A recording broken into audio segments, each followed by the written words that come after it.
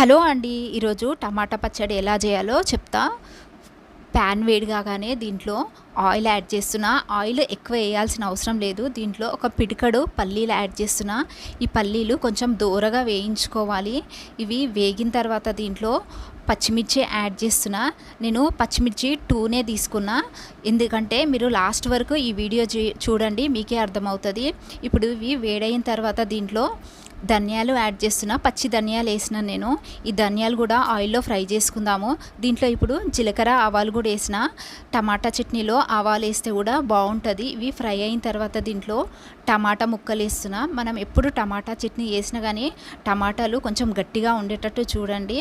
దీంట్లో ఇప్పుడు ఎక్కువ వేగాల్సిన అవసరం లేదు ఈ టమాటాలు. దీంట్లో ఇప్పుడు కొత్తిమీర యాడ్ చేస్తున్నా.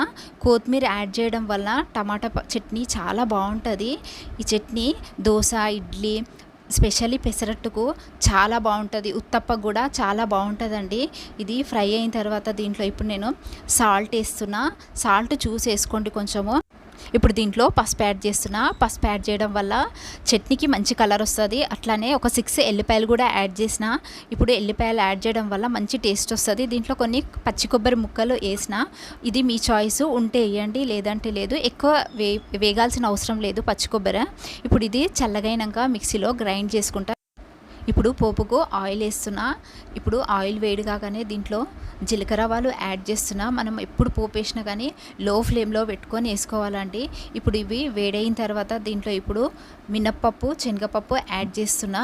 దీంతోపాటు ఎండుమిరపకాయలు, కరివేపాకు కూడా యాడ్ చేస్తున్నా. ఇప్పుడు ఎండుమిరపకాయలు, కరివేపాకు ఆయిల్లో బాగా ఫ్రై చేసుకోవాలండి.